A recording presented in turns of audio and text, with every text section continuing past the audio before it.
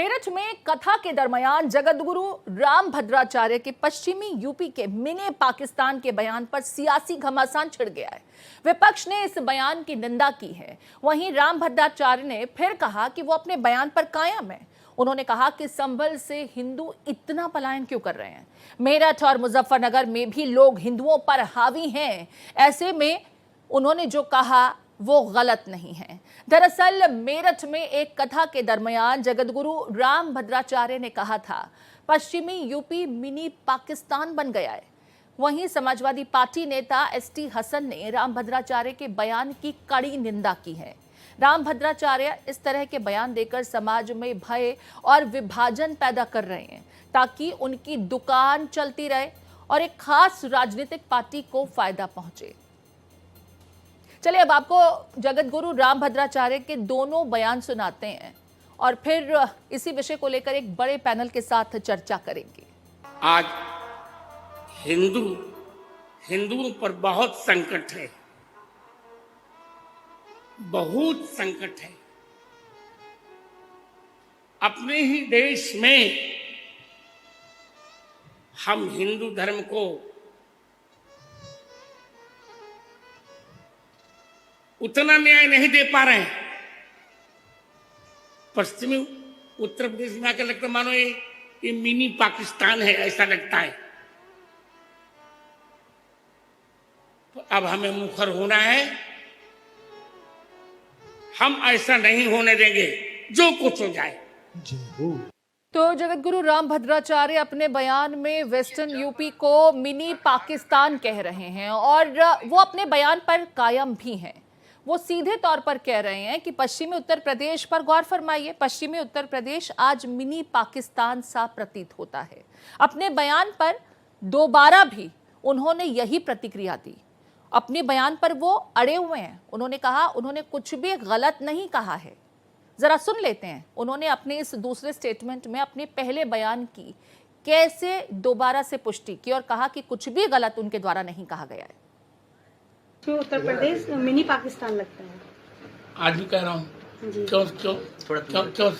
क्यों संभल से इतना पलायन हो रहा है हिंदुओं का। मेरठ में भी बहुत से लोग हावी हो रहे हैं हिंदुओं पर। मुजफ्फरनगर में हावी हो रहे हैं हिंदुओं पर। कौन गलती मैंने कही? तो देखिए जगतगुरु रामभद्राचार्य कह रहे हैं कि मेरठ में मुजफ्फरनगर में हिंदुओं पर हावी हो रहे हैं मुसलमान। अपने ही देश में हम हिंदुओं को उतना न्याय नहीं दे पा रहे हैं और अपने मिनी पाकिस्तान वाले बयान पर वे कायम हैं। इस विषय पर मेरे साथ कुछ मेहमान भी जुड़ गए हैं। आपको बता दें अवधेश उपाध्याय जी हैं, आप प्रवक्ता हैं बीजेपी से। बहुत स्वागत है अवधेश जी आपका। हमारे साथ मौलाना साजिद रशीदी, आप इस्लामिक स्कॉलर हैं। बहुत स्वागत है रशीदी साहब आपका भी भारत एक्सप्रेस में। उपाध्याय जी आप ही टिप्पणी कर दीजिए। इस टिप्पणी को आप किस तरीके से देखते हैं? क्या वाकई पश्चिमी उत्तर प्रदेश मिनी पाकिस्तान बन गया है? देखिए प्रीति जी, जिस तरह से अपने जगतगुरु रामभद्राचार्य जी ने जो अपना बयान किया है वो कहीं ना कहीं अगर देखा जाए तो एक तरह से सही है। जिस तरह से संभल में जो पलायन हुआ है हिंदुओं का, एक समय पर जो 50-50% का आंकड़ा था, 50% मुस्लिम समाज था, 50% हिंदू समाज था संभल में, आज के समय में यदि देखा जाए तो 85% वहां मुस्लिम समाज है, 15% वहां हिंदू समाज।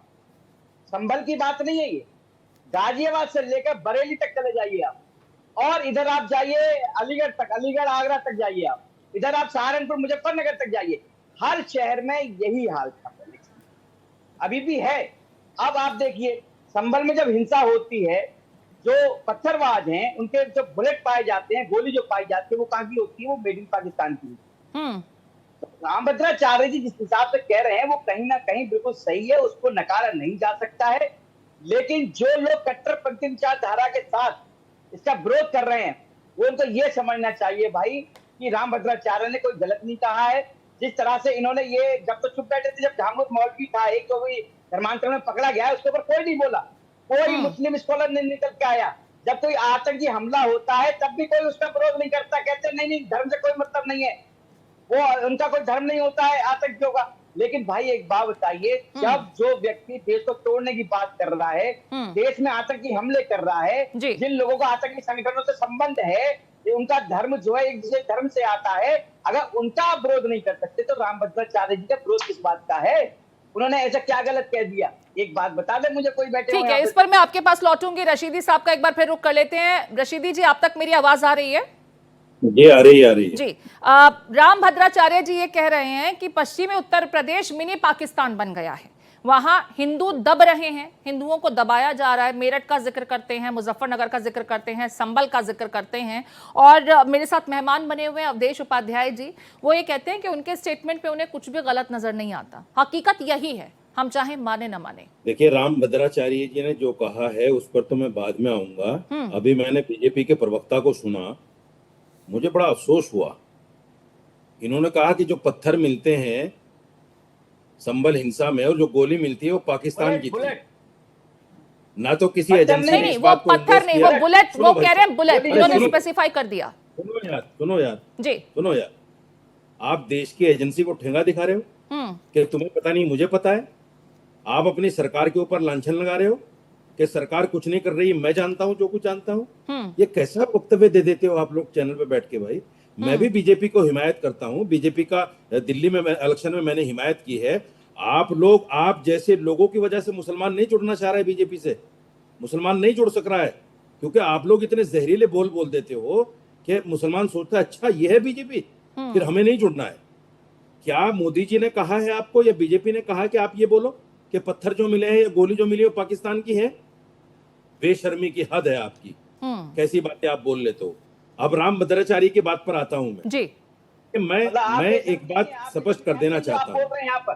आते हैं उपाध्याय जी, आपकी भी बात सुन लेते हैं, उनके पहले पॉइंट्स को सुन लें, फिर मैं आपके पास में आऊंगी। पहले आप ज्ञान तो अर्जित कीजिए, तो सच है वो सच कही जाएगी। उपाध्याय जी, आती हूँ ना आपके पास, पहले रशीदी साहब अपनी बात पूरी करने दीजिए। आपकी बात सुनी उन्होंने शांति से, अब उनकी बात भी सुन लेते हैं। रशीदी जी, अपनी बात पूरी करें। अरे अपनी बात रखिए, आप ज्ञान का सर्टिफिकेट बांटने आए यहाँ पर क्या चैनल पर आप? मैं सर्टिफिकेट मैं बीजेपी का हिमायती हूँ, बताइए, शर्म नहीं आती तुम्हें बोलते हो? क्या मोदी जी ने कहा? मुझे लगता है ये क्या दूर बीजेपी दराज की ने भाषा कहा? हम लोग ना क्या करें, कैसे हम मैं एक बोलूं? नेशनल चैनल पर हैं, मर्यादा का ख्याल रखें, शब्दों का चयन सोच समझ कर इनसे करें। निवेदन करता हूं कि ऐसे प्रवक्ताओं को तुरंत प्रभाव से निकालें। मैं चाहूंगी मेरे दोनों मेहमान ना तो तू तड़ाक की भाषा का इस्तेमाल करें, ना एक दूसरे के ऊपर अपशब्दों का प्रयोग करें। हम एक ऐसे विषय पर चर्चा के लिए यहाँ बैठे हुए हैं, नेशनल टीवी पर आप लोग दोनों हैं। मैं चाहूंगी कि शालीनता का आप लोग परिचय दें।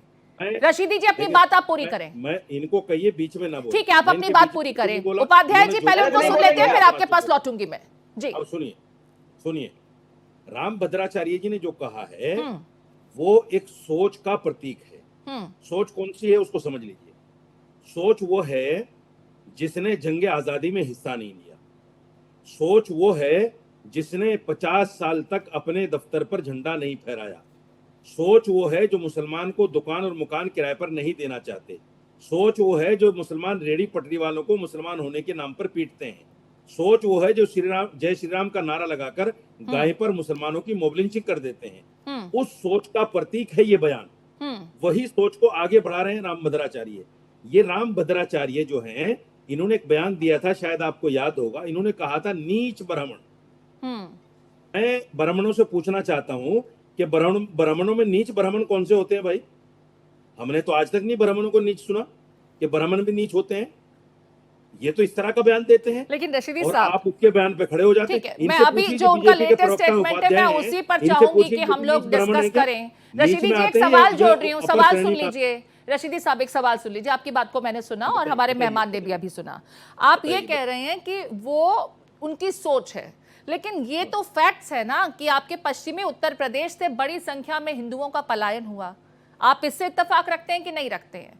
मुस्लिमों की आबादी 1947 में जितनी थी वो तो काफी बढ़ी, लेकिन 1947 से लेकर के अब तक जो हिंदुओं की आबादी थी उसमें लगातार कमी होती चली गई। आज सिर्फ 15% है यहाँ पर हिंदू समुदाय के लोग। संभल को ही लेकर के एक रिपोर्ट बीते दिनों सामने आई थी, इस पर आपकी टिप्पणी, आखिर क्यों हिंदू पलायन कर रहे हैं अगर ये जगह मिनी पाकिस्तान से प्रतीत नहीं होती तो? प्रीति जी सुनिए, मैं दोनों बातों का आपकी जवाब दूंगा।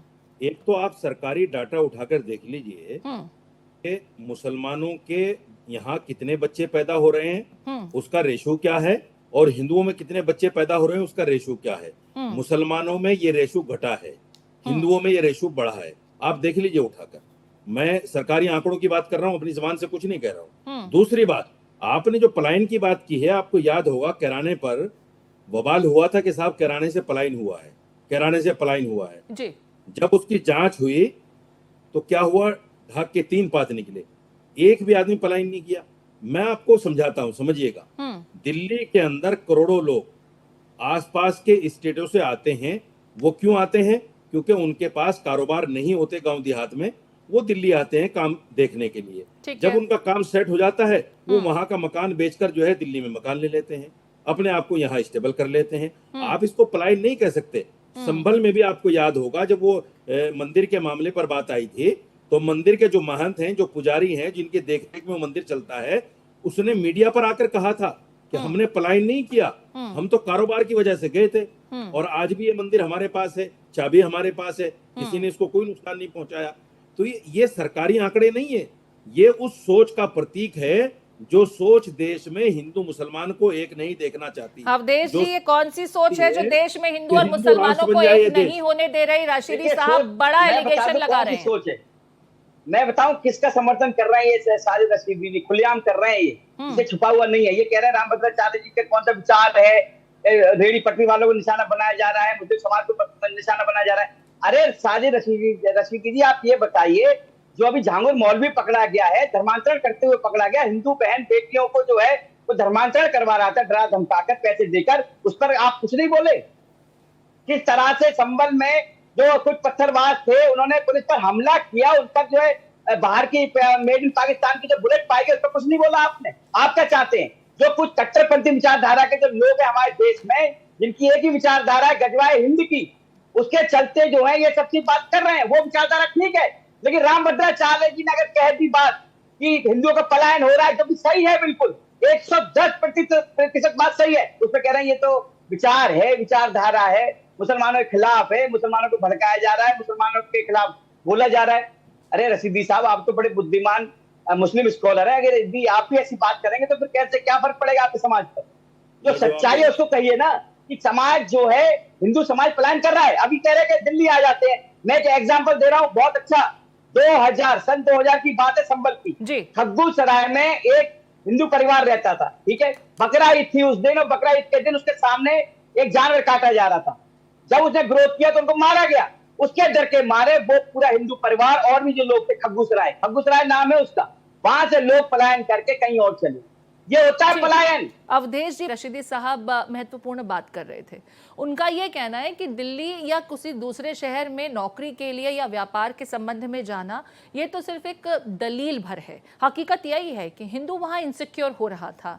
और अगर आप जिन सरकारी आंकड़ों का जिक्र करते, मैं चाहूंगी जरा आप उनका रेफरेंस भी बता दें, जिसके मुताबिक आप ये कह रहे हैं कि हिंदुओं की संख्या में कहीं कोई कमी नहीं आई है, जबकि एक रिसेंट रिपोर्ट के मुताबिक मात्र 15% हिंदू अब इस रीजन में रह गए हैं। रशीदी साहब। अच्छा, मुझसे पूछ रही हैं आप? जी ठीक है।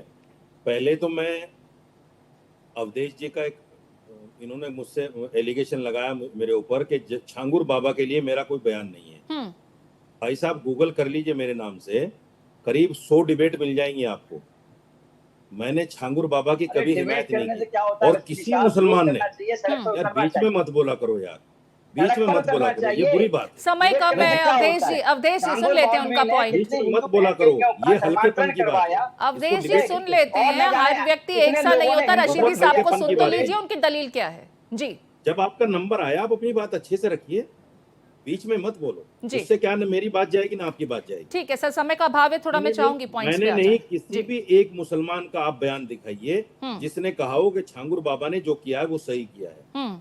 दूसरी बात, जहां तक पलायन की बात है, आप कैराने की रिपोर्ट उठाकर देख लीजिए, और सरकारी आंकड़े जो मैंने कहा वो उठाकर देख लीजिए।